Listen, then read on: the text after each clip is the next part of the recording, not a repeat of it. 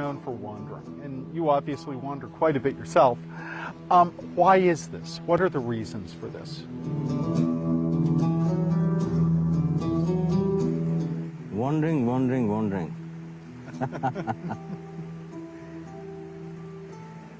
Is there anything which is not wonderful in this universe? Everything is wonderful.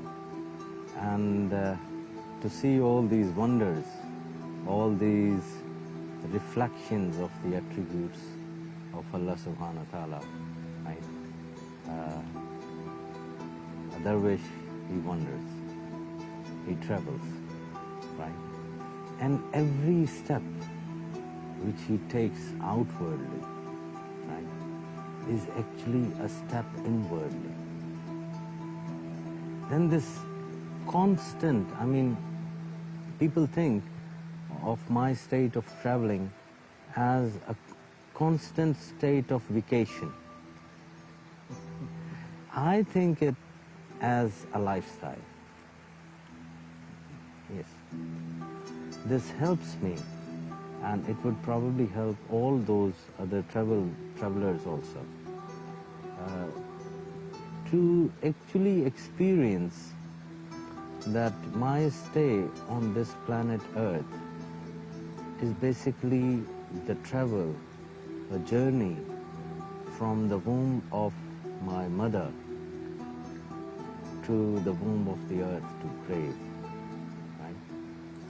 This keeps on reminding you, it develops that attitude in you, right? That you are on a journey. And once you are on a journey, what do? Right? You look at the things, you praise Him, right? You do not get attached to one thing. You keep on moving and you keep on praising. You do not want to possess anything. You need less and less of the luggage, less and less of the burden, right? The less the burden, the lighter you are on your travel, the easier your travel is, right? So this behavior, and it's not that they keep on wandering all their lives. That is a certain period of life, and then there are those who are wanderers. They appear to be as wanderers, but they are the teachers also to those who cannot travel, right? Those who cannot go anywhere, they are stationed. They have thought that this life for themselves, that this is their home, right? So to them, that traveler reaches and tells them that, okay, this is not your home, buddy. You and me, we are both the travelers, right? So now you look at me.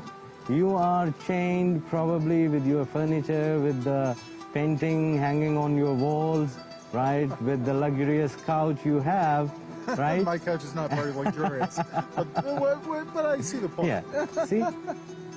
And here I am. I have nothing, but I'm spending my life, I'm living every moment, right?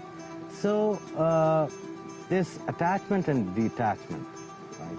Once you are in this conscious that this world is your home, you are bound to be attached.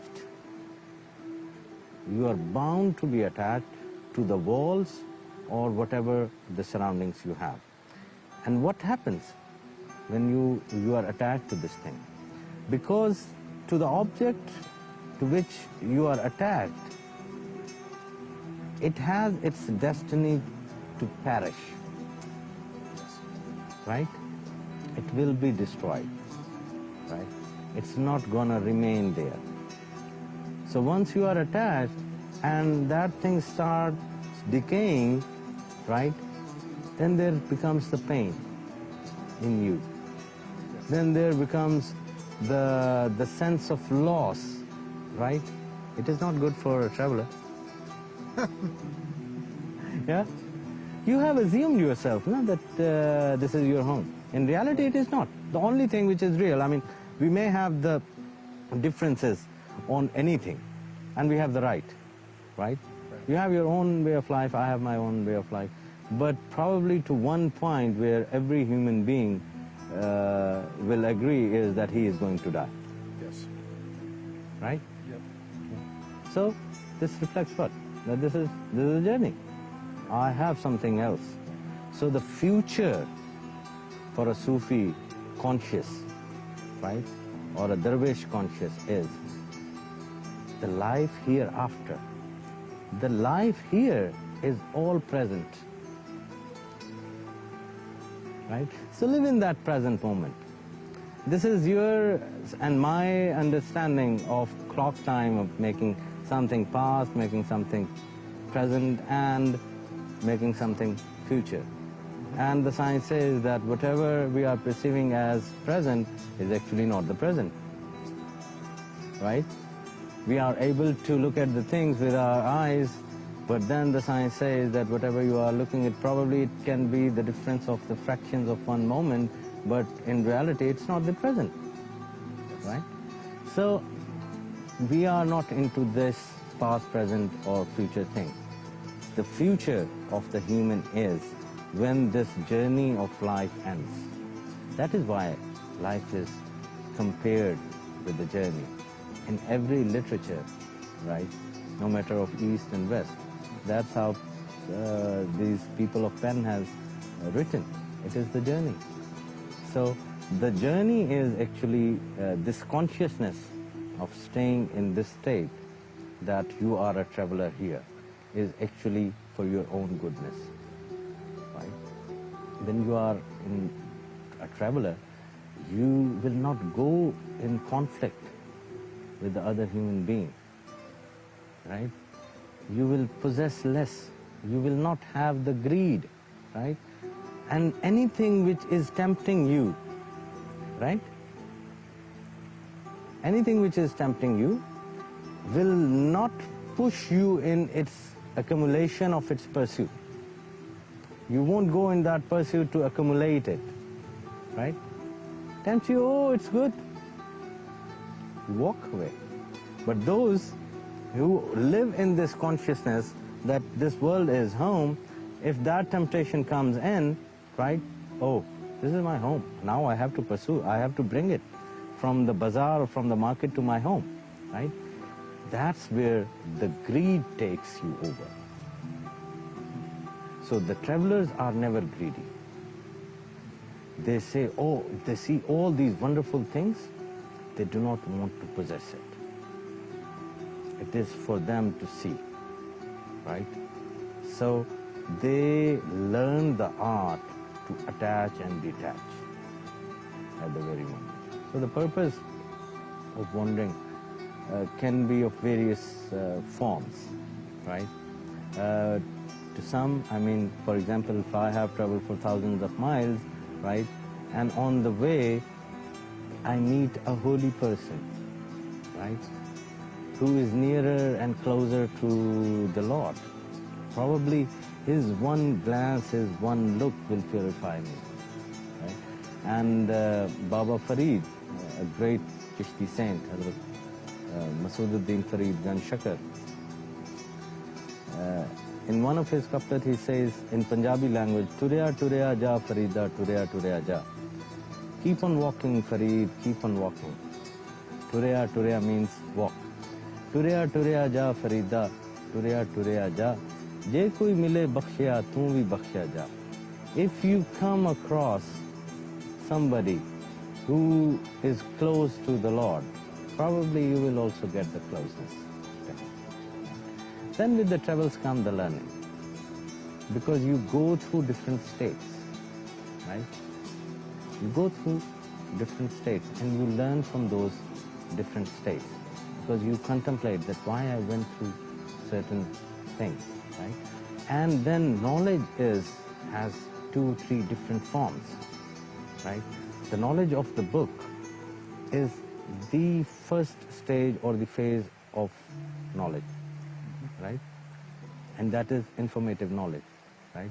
You can learn it from university, you can learn it from curriculums, from colleges, right? Or from any teacher. or from a study circle, this is one thing, right? That you have heard or you have read the information of a particular event or particular object from some source, right? For example, if something has happened, if there was an accident on the highway and I read it on the newspaper, right? My knowledge, I have the knowledge, right? That something has happened. I've looked at probably the TV screen and I know that. Now, the other phase of the knowledge is that if I am witnessing what is happening, if I witness the accident in front of my eyes, I will have more details of that particular object as compared to the secondary sources of information. True? Now the third is, if I was involved in that, if I was sitting in that vehicle, or if I was sitting and due to that accident something hit me. So this is the third phase. So the first phase is called as ilmul yaqeen. Ilm is knowledge, right? That it is, yaqeen means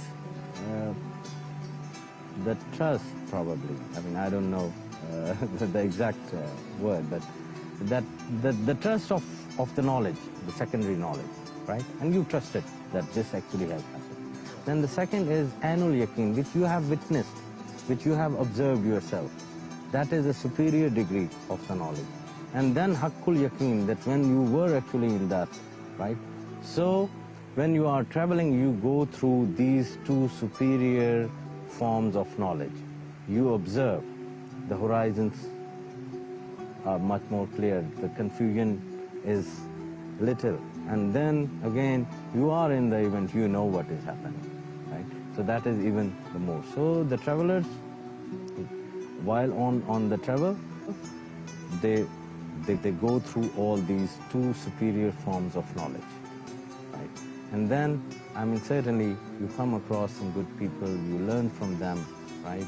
And you come across some people with whom you can share your knowledge, right? And you are serving those people. Knowledge is